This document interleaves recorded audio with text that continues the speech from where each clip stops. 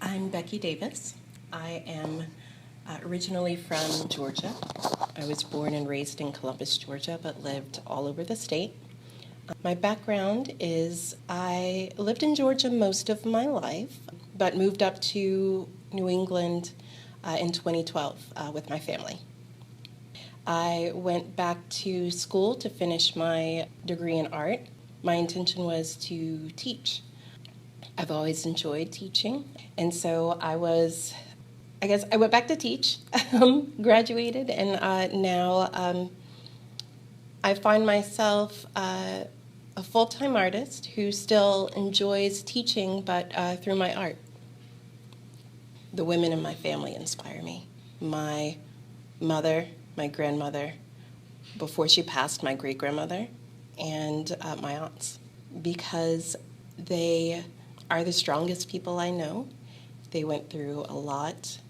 They had a much harder life coming up in the South than I did. And not only did they persevere, but they never let it get them down. They never gave up. And they made pathways for me to become who I am today. I hope to inspire. I hope to be like the women in my family and inspire future generations of children of color, not just in my family, but everywhere. How do we get into the water? So I think for me, going into the water is going back home. We all come from the water.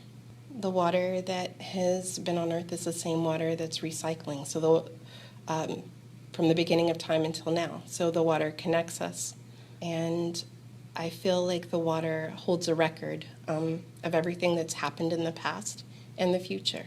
So the water is a timeline, and so we left, in my mind, a record of our time together in the water. So in my artwork, water becomes a metaphor for time, but also lost stories. Because, like I said, the water holds this record. It passes through us. It recycles, it regenerates, it cleans itself. And I feel that the generations before us that didn't have the ability to leave records of their own left their mark in the water.